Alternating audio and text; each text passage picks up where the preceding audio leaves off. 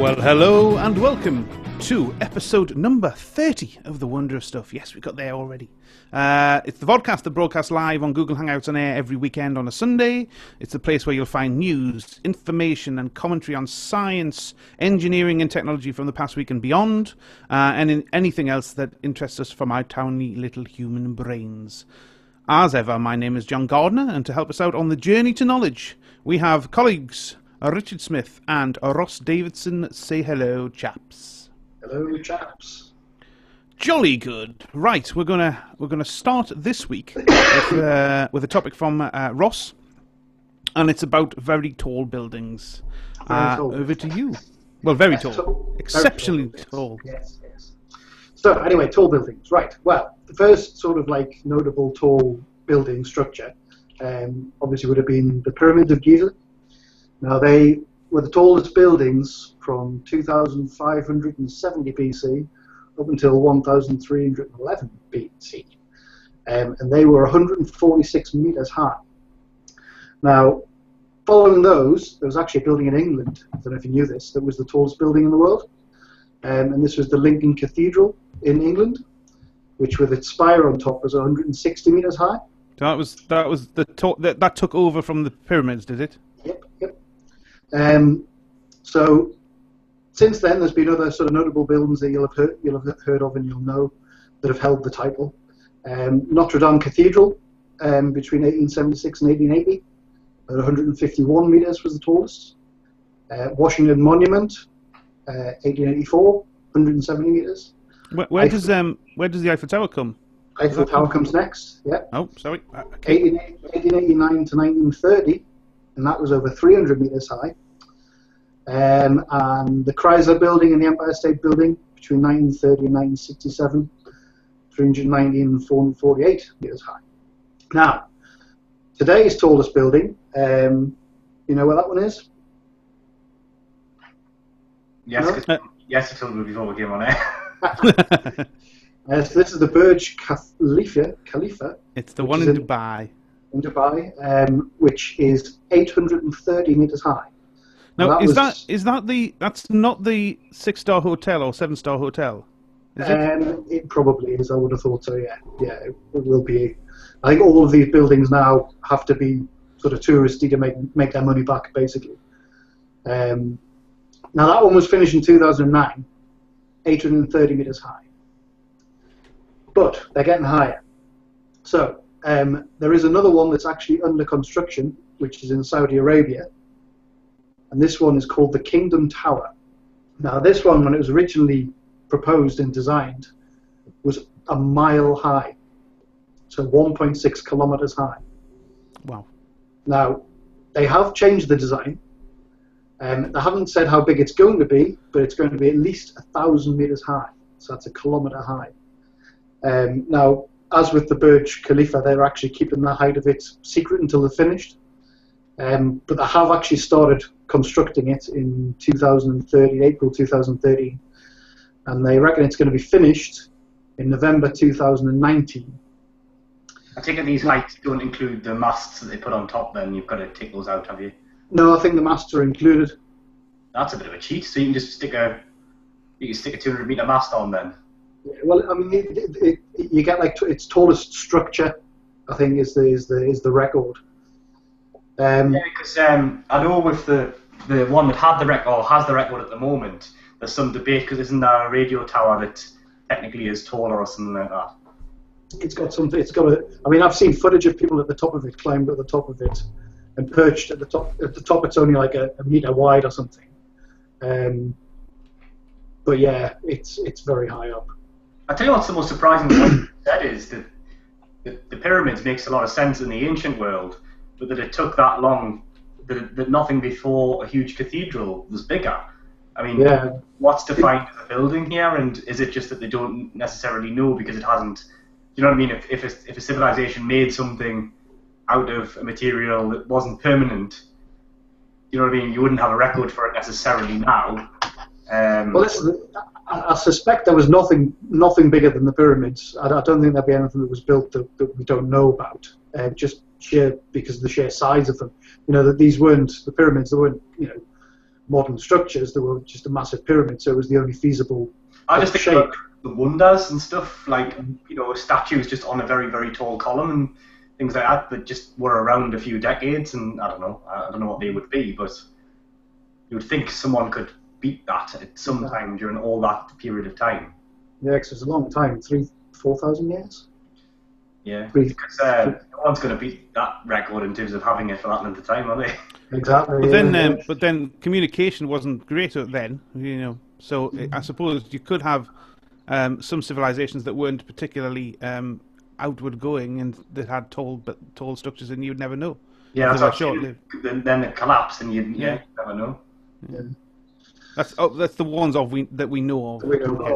Well, this is the thing. I mean, difficult to build something in the ancient world, presumably, other than stacking blocks on top of until you get, it's difficult to actually engineer something that big, isn't it? Exactly. Yeah. Actually, here's the thing. Do you know there's in the center of Pyongyang in North Korea there is a massive hotel. It's a hotel, yeah. That was started in the 90s and then stopped because everybody ran out of money. And I think it was finished sort of like about 4 years ago or something. Yeah, they finished them not long ago, did they? Do you know where that's quite stands? a big pyramid. I know the one you mean, but that wasn't on any of the lists. All right. Although I thought it was bigger than that, but maybe it's just I think that's the one that was going to be bigger, but because it took so long to complete, something else had overtook it by the time they did it. Right. But I mean, even the ones that are around, there are proposed designs for even bigger things. Now, I've got a few of these on here. Now, some of them are what's called arcology, which is actually it's a portmanteau of architecture and ecology.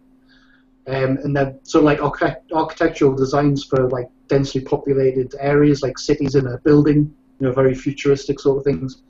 So while not many of them are actually going to get built, they have been fully designed, and most of them are technically feasible as well.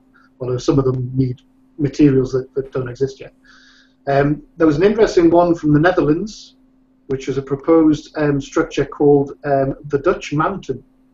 Now, this was proposed to be 2,000 meters high, and the idea was that it was going to be a mountain because Holland doesn't have many mountains. It's fairly flat, isn't it?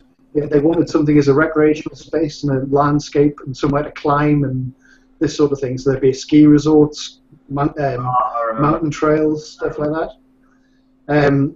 Beyond that, there's a one called the Exceed 4000, which is the second tallest building ever fully envisaged, which 4,000 meters high in Tokyo. And this was going to be a sort of a pyramid type shape. The base is 4 miles wide, and it could accommodate 500,000 to 1 million inhabitants. In Tokyo, though, so surely every building, like for a mile around, is in shade of the building, then, are they? That's nice thing in here, isn't it? You're in the pitch black forever. Yeah. But beyond that, there's another one that was planned for Tokyo. Get this. This was called the Tokyo Tower of Babel, 10,000 meters high. Jeez. The tallest building ever planned, would house roughly 30 million people, take 150 years to build, and would cost around $16 trillion. Wow. That's an easy record to break. The tallest building ever planned. Let's get together and plan one. Let's get together and plan a 15-mile high building and just say, well, we planned it. Like I say, these are technically feasible and actually like fully designed. Right. Although a lot of them will be just to sort of promote architects' firms, probably. Yeah. But do you know what the tallest ever structure that's been proposed, seriously proposed, is? Oh, it's not some sort of elevator to the moon, is it? It certainly is. It's the space elevator. And the height of that would be 100 million meters. Is that right? Yeah. 100,000 kilometers tall. But that's, I mean, the space elevator, we've probably covered this before, but it's basically a cable attached somewhere on the equator. And at the end of the cable, there's a counterweight. So it's basically being swung around by it's balanced by the Earth's rotation. And yeah, it would be used to take things up into geostationary orbit, basically. But it has been planned, but I think the the earliest they could seriously do it was like 2050 or something like that. And that's one of the ones where they don't actually have the materials. So it would be like, carbon nanotubes. So they exist, but only in tiny amounts. Yeah. And they need quite a lot of it. So, I mean, do you by sheer chance, I happen to know something about tall buildings and engineering, and do you know that obviously the biggest I guess thing that it has to face is either earthquakes or high winds, because obviously you go really high up. Do you know how they get around that? Earthquakes, they use big weights, don't they? They have freestanding weights inside a lot of these buildings to sort of actually have balance. They actually have essentially what is a shock absorbers. Yeah. So they're called tuned mass dampers, and they counteract the simple harmonic motion of anything that's coming in by just. I've seen some footage of, I can't remember which building it was, but there's some footage of that from inside it. And I don't know whether it was during an earthquake but it was like a massive thing, and you could see it moving. Yeah, actually, I've got a little thing. This is what I think the one in Dubai. Actually, this is how it counteracts itself. So there is a weight, and there's these pendulum type things, but there's also the green ones are the actual shock absorbers, and it works really well actually. Yeah. And I know that the Dubai building that we were talking about, the 7-story hotel, I think there's got 11 of those on there. Mm. I mean, there's all sorts of things they have to overcome. I mean, not just that. Obviously, wind, and I think the sort of traditional square-shaped skyscraper just wouldn't work. So they're all sort of like triangular or smooth to try and counteract the just trying to break it up, isn't it? Because obviously it could become like a giant sail or a giant wing. So they're obviously trying to deflect the eddy currents around it, so they break up as they're going past. Yeah. But it's things like how do they get water to the top of it? And I mean, even construction, concrete. How do they pump concrete a kilometre high, and they can only do it at night, so it's got to be cool enough so it doesn't set before it gets there. Well, the Khalifa's got suites on the top floor, so not just get water up there, but how do you get rid of the waste? It's toilet. Do you know how they get rid of the waste on the Khalifa? Gravity. Yeah, but do you know what the disposal system is? No. It's trucks. Basically, they have trucks parked in the basement. This is not a joke. They drop the waste, like you say, by gravity into the trucks. Then the trucks drive it back up. That's how sophisticated it is. So they've cut some corners. Yeah. To say the least. But apparently it's a nightmare. Residents of Dubai, there's been petitions about it and all sorts, because you have a period on a weekend and the trucks queue up, and you just have, not because of the smell or anything sanitary or anything like that, because they're all sealed off properly. Just the sheer amount of trucks. Volume, yeah. You have a motorway and you have sort of like 50 of these, just a queue of these huge trucks taking all the waste away. And it's just that, well, I mean, there'll be other waste, but just the waste that's produced from the amount of residents that are in there. So they must go into this like sort of ginormous septic tank thing. Yeah, well, yeah, I guess so. But it's but it's just a containment thing until they can get the sludge into the lorries. Because it's like a small town with people in it. That's the thing. I mean, just to give you an idea of scale, that Exceed 4000 one. If I just share this picture.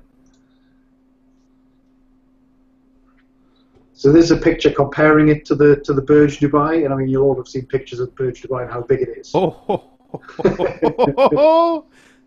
that's rather large, but that's the one that would take 150 years to build. So I don't think they're going to bother with that one. Best get started then, chaps. 100 years to actually build it. Yeah. Wow. So that is a job. That is a job even with modern engineering that's equivalent to building the pyramids, essentially. Yeah, basically, yeah. When you say you've got a job for life, that's a job for life and a half. That one. Job for your grandchildren. I started it, and my grandfather's father started it, and then Obviously, because they were from Devon. It shows you how incredible the pyramids were Or as Norfolk. an engineering project, doesn't it? That they also held that record for so long is really amazing. Yeah. You know, Exactly, the fact about that is that the Great Pyramids were built. Cleopatra was born and lived closer to the time we are alive than she did the time when the Great Pyramids were built. Yeah. It shows you how long that sort of empire, that dynasty stood for. Mm-hmm. Just trying to have a look and see how long the pyramids took to actually build. There's a lot of uncertainty about it, isn't there? I understand. Because essentially, they had what did they had? They had boats on the Nile. They had stones that were rolled there by putting on logs and rolling the logs and taking the logs off and putting it on the back and putting them on the front. That type of thing, which is supposedly how the Stonehenge stones got down there as well. They had basic, I suppose. Sort of like catapult type objects, so your standard Pythagoras based engineering stuff. Yeah. But they didn't have, But the designs haven't survived, and obviously the stuff that they've used was wood and hasn't survived. So there's still, and that allows room for, there is conspiracy theories about that there's this one that you hear, this little factoid that you hear about. We couldn't even build them today. Have you heard that one? A lot of people seem to say that one. No, we just wouldn't want to. We just got rid of the effort, but you could because actually they're not very practical. Yeah, but I mean it's not that difficult as an engineering feat. It is amazing for the time, and it's amazing that amount of man hours was put into it. But as an actual engineering feat, it wouldn't even be difficult nowadays, would it? I mean, I built them in Lego. Yeah, exactly. I think the sort of time scale was 100 years. I think it took them 100 years to build all of them, or just the Great Pyramid. The Great Pyramid. I might be wrong on that. I can't actually find any. There doesn't seem any sort of specific dates or anything. Yeah. So when you say that would be the equivalent of building it now, it would be. Yeah. But we'll see. Like I say, the Kingdom Tower is the only one that's actually started, and I think they've got about 20 odd floors of that built. And that's the one in Abu Dhabi? That's the one in Saudi Arabia. Saudi Arabia, sorry. Yeah. Yes. Yeah. I know it is a Middle Eastern country, sorry. So we'll see if they finish it before they run out of money. They never run out. This is the thing, this is why those ones never, that's why they've got these records, is because they actually have money to complete them. Yeah, not just because the countries are particularly rich. Although they are. Well, but it's the money's all in a few people's pockets, isn't it? So if they start a project, it's not like you've got lots of small organisations clubbing together and a funder pulls out, and because it's like a person has, or a collection of a few people have, billions or trillions, it's never going to run out of money, is it? Yeah. Apparently the contract for doing the supplying the water to the building has just been won for over $550 million. I don't know about you, but I'd use pipes. How does that compare to us? I wonder how that compares to a city of the same size. Then I wonder if that's just the scale. Like that is just how much it would. You know what I mean? That is the cost of the tender for supplying water to a city, maybe. Oh, I don't know. I imagine it's more. I suppose vertical is always going to pose more of a challenge, isn't it? Yeah. So they must have to have pumps at various stages up. Yeah, but I mean even things like lifts and stuff. You can't have a lift that goes all the way from the bottom to the top. You get the lifts will have to go up in stages. Like sort of. What happened to see? I suppose I guess there's a hospital on a floor then, because there'd have to be, wouldn't there? Must be. Yeah. Because how long is it going to take you to get from the top to the bottom? Yeah. It's going to take you like. You go into labour half an hour or something on speed, and it's half an hour to get to the bottom. You're knackered, aren't you? Yeah. So, did they say in your vast research? Did it say anything about fire suppression or anything like that? How they're going to? There was a thing talking about how part of the fire escape routes was going to include parachutes, but apparently the people behind the building said that was not true. Oh, that would be fun. It was all but yeah, I mean, I imagine that obviously they'd have to have the ability to prevent fire spreading built in, because you can't call the fire brigade and get them to the top of the building if there's a fire in any reasonable amount of time. So I imagine fire will be one of the big things they invest in, sort of fire safety and protection and that. Presumably terrorism as well is a concern, because especially in that region, it's. So is there anything to stop them flying planes in there, or is it just a big net around it all? I don't know what you could do to stop that, to be honest. No, that's true. Well, have a floor that's just anti-aircraft guns sticking out the side. Yeah. Although saying that, if it's Saudi Arabia, they do have a fair amount of Scud missiles. Mm. So anyway, It's I probably think seriously being brought up. Aircraft guns around. I bet they probably proposed that. probably have we exhausted all we know about tall buildings? I think so. I think so. All right, time to move on.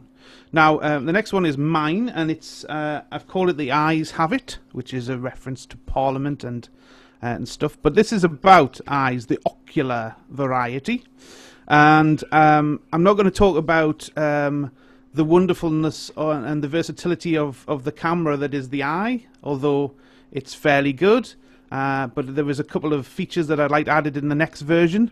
I'd like to be able to have ultraviolet vision and infrared vision as well. That would be good. So next time there's the code 3. Zoom would be handy. Zoom would be handy.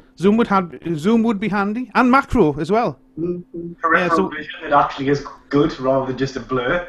Yeah. And ideally, I wouldn't have to wear these as well. Yeah. Although I suppose I don't really fancy getting lasered vision anyway. Anyway, so I'm not going to talk about that. What?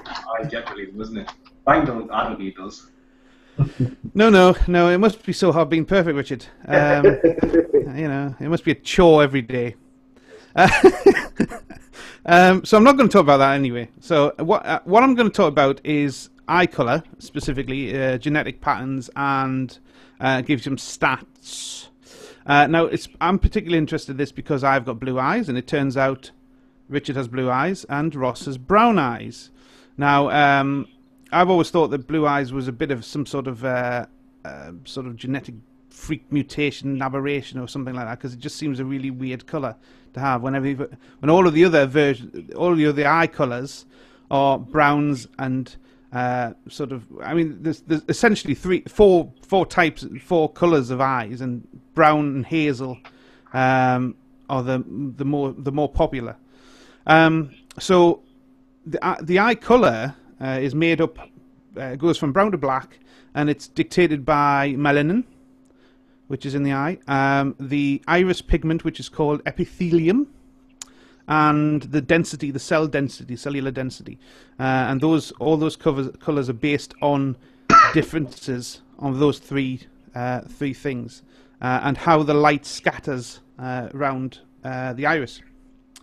So like I said, there's four main types, although there's some people who say there's another two types as well, called silver and amber, but most people would say they're just less pigment or more pigment based on a blue or a sort of like a browny hazel.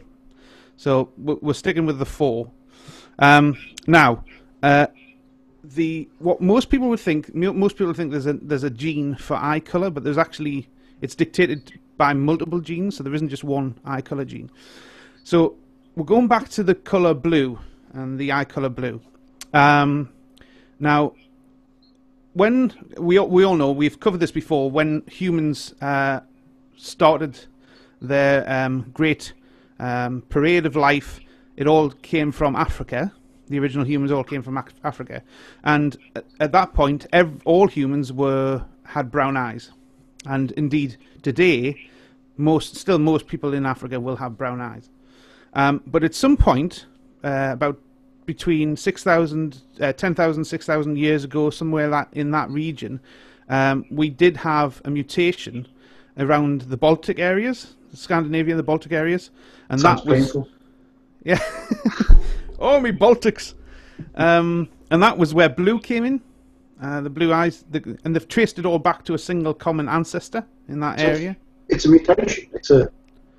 It is a mutation. It's a genetic mutation of the OCA2 gene, and they found the Copenhagen University did lots of research on this, and a few years ago they came to the conclusion that it was a common ancestor, and it was an actual mutation. And it basically it's because there isn't a blue pigment. There's no such thing as a blue pigment. It's actually lack of a pigment.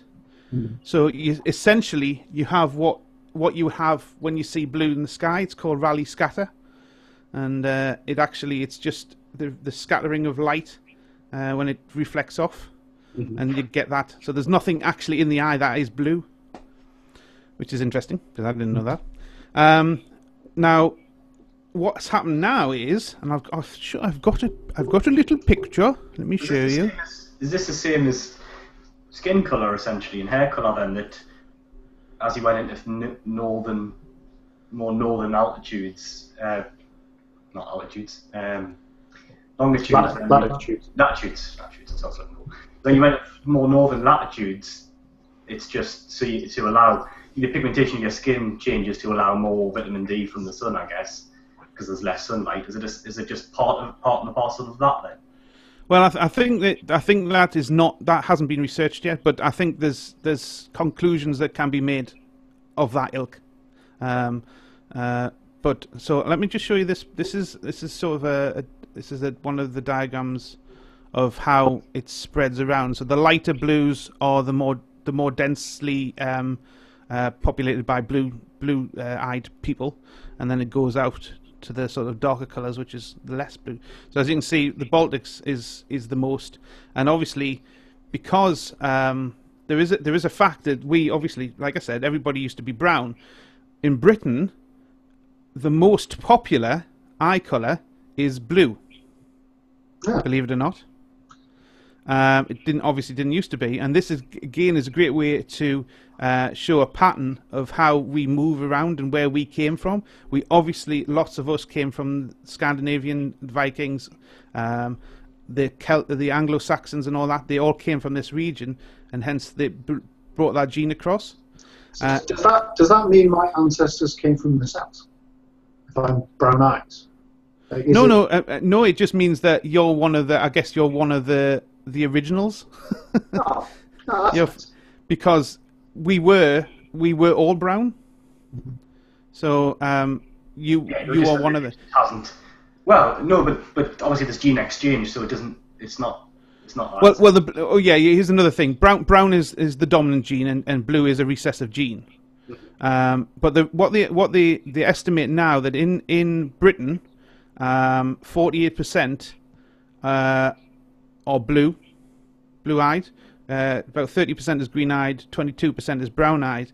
But by far the most people who with blue eyes are in the Scottish and Irish region, and down in sort of northeast.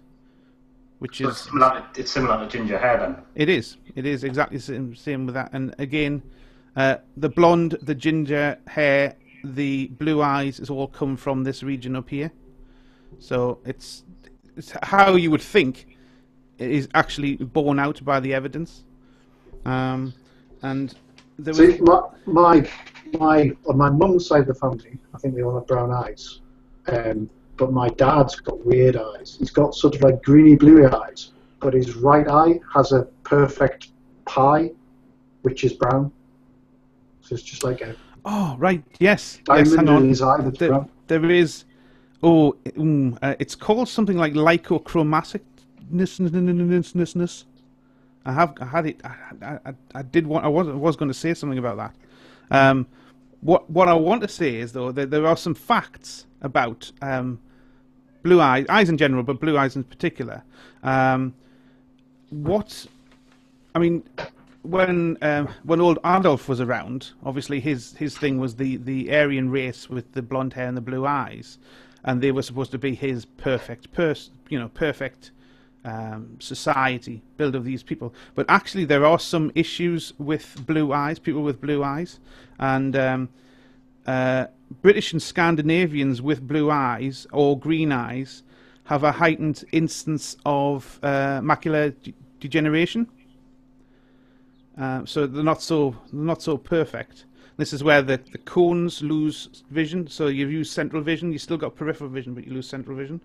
And again, this is how they say basically you need to put sunglasses on, wear sunglasses, and have more antioxidants to combat this. We're superior every other way, so that makes it better. Yeah. So is there a reason for that? Is that to do with like you absorb more light or something? Like or reflect different types of light? It is because there's less because of the way they make up the idea and the lack of pigment. It does actually absorb more light and affects the cones. It damages them. Right. I mean, I assume there's no difference in how the eye works for the color of your eye, is there? No. You can't see better or anything like see. That's all fallacy. That's all fallacy. Yeah. So there are some genetic differences that might affect the health of an eye later on, but they all work identically. So presumably, blue eyes are in decline because we've now got because now we have immigration and we mix. We mix amongst the world population a lot more because you have a more mobile population, and because brown is dominant, then presumably blue eyes are under threat, then, are they? It would seem that way. It would seem that there's certainly going to be more of a mix, and it's interesting that there's the amber eye, which is from Asia and South America, which was never really there weren't a huge lot of them in this country. There's a lot more recently, so that is exactly how you would say we've got a lot more to and fro in the communications as travel is getting getting much better. So you're obviously going to have that genetic pool is going to be mixed up. Is there a similar sort of thing in other animals, like birds? I guess birds is the biggest one. There are all sorts of different birds with really really weird coloured eyes, and that is all down to pigment. Right, but slightly different. That is definitely, there are different pigment colours. I know owls basically can be generally grouped by eye colour. So the ones that have orange eyes are twilight. They hunt at twilight. The ones that have black or very dark eyes hunt during the night, and the ones with like pale yellow eyes, they're diurnal. Not always, but generally those traits are common across all owls. Right. So is that just because of they're more effective hunters? If they've got dark eyes, they hunt at night, but don't get seen as much or something. Yeah. There's humans, it'll be a chance mutation that has been an advantage in that situation. And I guess with humans, maybe the blue eye itself isn't the advantage, but presumably that mutation does something else, like makes your skin more able to absorb vitamin D. Therefore, the adaptation generally is good, even though, like you say, John was saying, maybe there's a small percentage of people who are then lose their vision. But presumably that, in our ancient history, you'd be dead before that kicked in. You'd normally be dead before that kicked in anyway, so it probably wouldn't really matter. It's true. There's also they've done some studies on how people perceive your trustworthiness depending on your eye color, and basically there is a let's just say generic facial expressions and facial features that are go with your eye color. So there are So if you have got brown eyes, you're supposed to have more of a broad chin and a sort of. Is that true? Is that true? Well, there was a study in 2013 in the Czech Republic, and by and large, this is what they found: broad chins, larger mouths, and noses, and they were equating to brown eyes. The blue eyes were supposed to have. The people with blue eyes were supposed to have, or the vast majority of them have finer features, with sort of angular faces and larger chins. But here's the thing: if you were had blue eyes, but exhibited more of the facial features of what's known as like a standard brown-eyed person, you were supposed to be less trustworthy.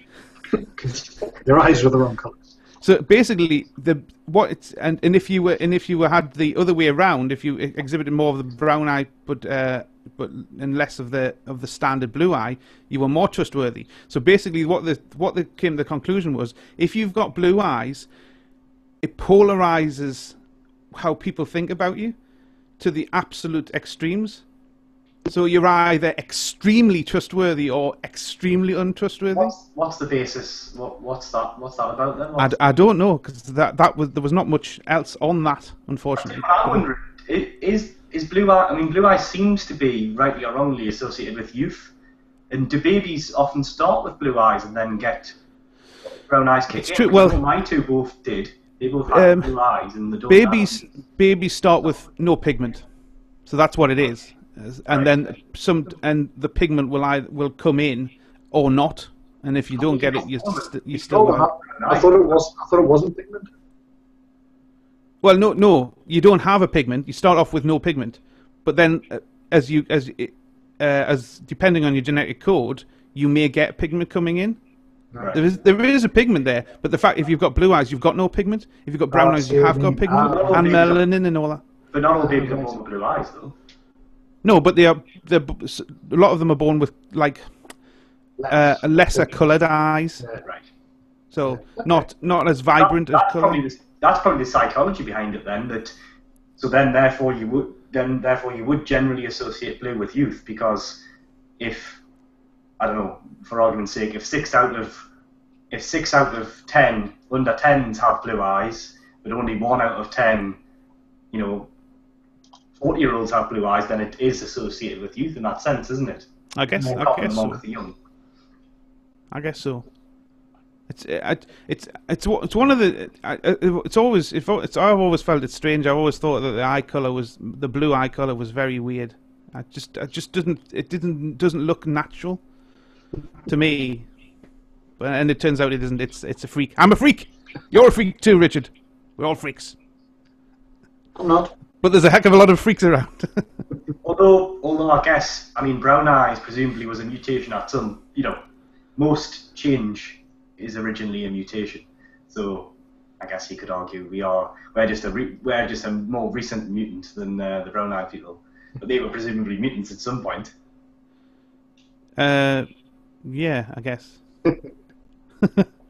But when you look at all of the other colours, the brown eyes, if they're saying everybody was brown eyes, it started with. So if you got a hazel eye, that's slightly less of sort of like less melanin and a little bit more different pigment. But if you go far enough back before you would consider people human. Do you know what I mean? If you went back, right back, and you don't even have an eye, for example. So unfortunately, I don't have that evidence in front of me. Yeah. That's my problem. You know that we didn't have eyes at one point. Obviously, we were single-celled organisms, so clearly we didn't have eyes then. So when I went back to being an amoeba, right? I chose. I had a colour chart. Eventually, you get an eye. What colour do you want it to be? Brown's quite nice. There's a great animation at the moment, which we'll have to link to, which shows. I don't know if it goes all the way back to single cell, but human evolution in a 1.5 minute animation. It's great. I have to put that on. But human evolution in 1.5 minutes. It's like one of those like stop animations where someone's drawn. It's accurate. It's a good one. Yeah. So human evolution in 1.5 minutes. Yeah. Wow. Well, I suppose it is in terms of the whole universe. Well, yeah. It's probably even less than that, to be honest. They call it like a second to midnight, isn't it? The human race is a second to midnight. It is indeed. Right. Well, that's all I've got to say on eyes. So I guess it's your turn, Rich, and you're going to do something on the Holocene mass extinction. Yeah. Now, I presume Holocene is a prehistoric time, is it? No, it's now, basically. How is Oh, it? excellent. This is going through. This sounds happy. So we've had 5, and this Roll on number 6. This is number 6. So this is this has been, I mean, people have been saying this for a while now, but this is a new study published in the journal Science Advances measuring extinction rates. And it's a notoriously hard thing to do. You might imagine, oh well, you can see that that's happening, but you have to make all sorts of assumptions. There's very limited historical data. You've got to basically go to the fossil record, so you've only got kind of one data set there. But this research was designed to determine how human actions over the last 500 years have affected extinction rates, and it's also looked at the rates more recently over the last 100 years to see how profound that is, and it's basically found a clear signal of elevated species loss, this is how the paper puts it, markedly accelerated over the last couple of 100 years, and they've grouped it on vertebrates, mammals, fish, birds, reptiles and amphibians, so that's what they've looked at. And there is a little diagram, let me see. So, can you see that there? So is this, are we going through the Holocene period now? Yeah, so that's it now. So you can see modern times on this picture here. That's 1500 years ago at the left-hand side of the graph to modern day now. So that's the sort of background extinction rate going up to about 17 to 1800 there. Then you have sort of industrial modern times. You can see there's a sharp rise, and then there's yet another sharper rise around the time of the Industrial Revolution. So that's and basically that's measuring the cumulative rate of extinctions, and they've used a very conservative estimate. So basically they've gone for a flaw on the findings, on the numbers, that the rate of species lost, it can't be any lower, if you know what I mean. So they've used the most conservative estimate possible, and it's still yielded this result. And this result is consistent with the 5 extinction events we've had in the past. So we are going through a real extinction event, according to this. This must be quite difficult to do, because this is a percentage of evaluated species. But how do they cater for the fact that obviously we don't know all of the species? Does it sort of take that into account? Like, guess how many species there are? We pretty much know vertebrates, or well, it doesn't really matter, because if you just say, well, known vertebrates, the rates within those, you know what I mean? Yeah. And if anything, the ones that you don't know, will be going extinct even faster than the ones you do, because they're more susceptible, because their numbers are clearly small. The fact that we don't know about them, so they're going to be even more. So they're not even included in this, but it would be even more dramatic with those numbers included. Yeah. So you say this is like the sixth. I can't say it. 1 after 5th mass extinction event. 1 less than 7. Yeah. And you're saying this is sort of like the equivalent of the previous ones. Yeah. But do we think this is just a part of a repeating cycle, or do we think it is being caused by humans? No, this is very much being caused by human activity, because it's accelerated in the last 100 years. So if you think, could that not just be coincidence? Because I mean, I would have thought if it was human activity, it would be more pronounced than the previous ones. Well, the previous ones are like an asteroid striking the planet and blocking out all sunlight for 100 years. So. I see. Right. So actually, okay. Things like that are super volcanoes that have caused a similar thing. So that's what the last ones are. They're not. It's not just the tsunami. That isn't an extinction event. Yeah. I mean, it is locally to wherever the tsunami hits, and you've had some pretty big tsunamis in the ancient past. But these are like where, some of them it's not even known for sure what's caused it. But it's where you've had a loss of biodiversity worldwide and significant. So you've had most species lost in the largest ones, but at least a significant number of species lost. So we're now going through an event now where a significant amount of the biodiversity in the last few hundred years has been lost. And the numbers. I mean, if you look at 3.5 billion years or even 1 billion years, the chances of that happening in our lifetime is just astronomically small, isn't it? So clearly it's linked. And I mean, in lots of cases, we know it's linked. We know the habitat encroachment. And if you're talking about mammals, birds, vertebrates, you know that you know the Siberian tiger's dying because we're shooting it. You know the dodo's dying because we're taking its habitat away. You know, so a lot of that's pretty common sense. That tortoise, because it was really tasty. Yeah, that tortoise was really tasty. Yeah. Well, I saw something this week about how because of the ice caps melting and the polar bears are having to look for other food, they're starting to eat dolphins. All right.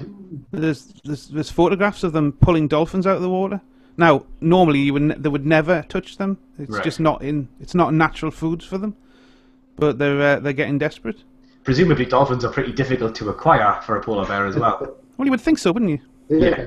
I'm guessing that's like an opportunistic kill, because you'd be waiting a long time if you're waiting on a iceberg, just having a look. Yeah, well, I presume that in the head of the polar bear is like, look, I'm starving. I'm going to have anything I can get. Yeah. And I guess that's happening throughout the whole of the polar bear world. Yeah.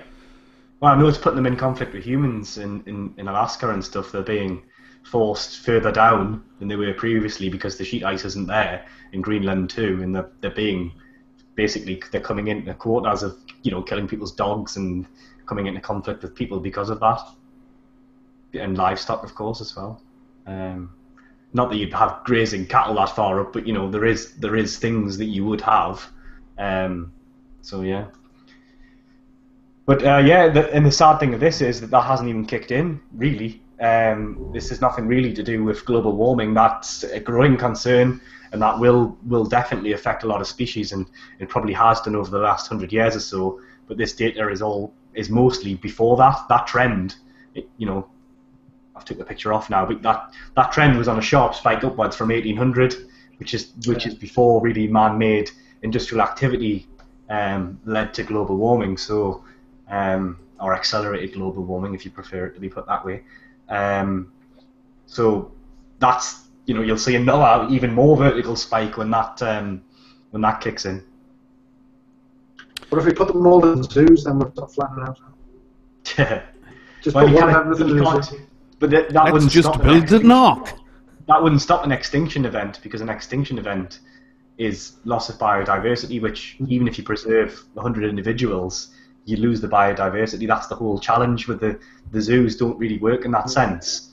To me, that's often like a token gesture, because you're not really preserving. If you don't preserve the habitat of the animal, you've lost the animal basically.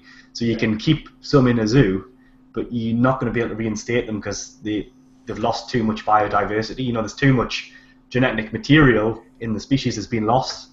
So yeah, you can breed them with their brothers and sisters and their cousins, and you can get something that resembled it back, but you'll never really get that animal back as it was. Yeah. And then you have the issue of the rhino named, what was his name? Was it a rhino? I covered a couple of weeks ago. Yeah, I've forgotten now, but yeah. Who's on his reintroduction's been problematic. Wolves, was it wolves? I think the grey wolf was eradicated from Colorado or somewhere like that. That's probably wrong, but it was some US state, Utah or something like that, and it was completely eradicated and lost from North America altogether, and or lost from America at least. And they reintroduced it not so long ago, and it didn't work. Basically, it started killing the jackals. Is that because all the climate? Because it's so much change has happened since then? Yeah, it had found a new balance without it, because it had been absent for. Yeah. I'm just making these figures up, but it had been absent for a few 100 years, 400 years, or something like that, and it had found a new balance. So then you're basically introducing an alien animal into the environment, and it started killing things that it saw as a sort of enemy or a competitor. That previously, because the previous balance that had evolved together, it didn't work. But that is the problem. That is the extreme example of shutting the door when the horse is bolted. Because even if you look over in the UK and you have things like the American crayfish and the signal crayfish, completely devastating all the waters because they're just killing everything. Yeah. Now even if we had a plan to reintroduce our crayfish, it's too late. It's too late. Yeah. Well, all the deer that you see this far north is actually a Scandinavian subspecies. We completely got rid of all of ours. We killed them off, and then we reintroduced them. But the native animals that lived here, okay, you can say at some level, well, if you go back 10,000 years, they're related. But it's a bit like killing a human population. Well, other humans move into Australia, but if the natives are all dead, I guess the better analogy would be in the Americas. If you kill off all the Aztecs, then yes, there's still humans there, but they're not the original ones, and the deer that are here are actually reintroduced. They're not native in that sense. It's not the same animals, basically. So is there anything we can do about this massive extinction then? Well, we're already in it, so not really. We can halt. We could if we made hypothetically, if we made a joined up effort, we could halt it and stop it getting any worse. But we can't. Obviously, space elevator, get on with it, because we're getting out of here. Yeah, but the biodiversity has been. We're already in it in that sense. The biodiversity has been lost, unfortunately. So yeah, I mean, people will say, "Oh well, we've had that before." The issue for us is, can humans weather that out? We simply don't know. We don't know enough. We've said this before on the show when we did the one about the ocean habitats being destroyed and affected. We don't know enough about our place in the food web. We don't know that we will weather that out. There's so many potentially unforeseen consequences of losing biodiversity. You may not be able to just get it back. You may lose something that goes into a I can't remember what you call the term, but you set it off, and you beat a domino effect, and you can't pull it back. That's the risk for us. By the time you find out, it's too late. Yeah. And even if you don't care about animal conservation, it could end up being a threat to the human race. That we could lose things, pollinators, and all sorts of things like that then affects us. So yeah, there will be another extinction event. There will be another asteroid impact. There will be another supervolcano at some point in the Earth's geological future. But that could be 1 billion years. It could be 2 billion years. It could be next week. The supervolcano that's in North America, the one that's in that. Yellowstone. Yeah, that could go off, and that could be an extinction event if that goes off. If it goes off big style, but. You don't want to really bring one on 100 million years before it's necessary while we're still around. It's preferential not to have it while you're around. So, yes, and with that sobering thought, it's probably best to bring to the end of this week's episode. I seem to be doing quite depressing topics. You'll have to stop when you're first. But sadly, a lot of life is depressing. It's just the reason I did it is just that it's a significant new finding. This is the first I've heard this point put across a few times, but this seems to have gone into a very. It's difficult to you would think that it would be difficult to criticize because they've gone for the very lowest numbers and they've looked at it scientifically and they've it's it's got metadata in, and so they've tried to say, look, this is the best case scenario. So. Right, fine, excellent. That's definitely the place to stop it there because I'm utterly depressed. I'm going on the vodka. I could be wiped out by a volcano tomorrow. Do you read that, lads? Anyway, so that's episode 30 of The Wonder of Stuff. As always, we invite you to comment, give us feedback on anything you've heard or anything you'd like to hear. We did a mass spam and a load of on all forms of social media, even social media platforms that I didn't even know existed. I've just spammed it all there, and I have no clue. We've got a viewer, and I know it's not it's not Rob C. So hopefully they're enjoying it, and hopefully they'll feed back. We have multiple methods of feeding back. Obviously, we've got Twitter handles, which we've been displaying all evening. We've also got email address, which is wonderofstuff@gmail.com, or, of course, our blog, which is wonderofstuff.blogspot.com, and on there you'll find all the show notes and everything we talked about, and some reading materials, a bit about us, etc., etc. So do if you like it, do feedback. If you don't like it, feedback anyway, and we'll change things. If you've got questions, feedback, we'll answer those questions. And if you just share it with everybody. Share this. Share. Be part of the club. Be nice. We're all warm. We're all together here. We're all nice people. We just want you to be part of a Sunday evening here. Anyway, so until next exciting episode, which is this time next week, we will say to everybody, goodbye, everybody. Bye. Bye, everybody.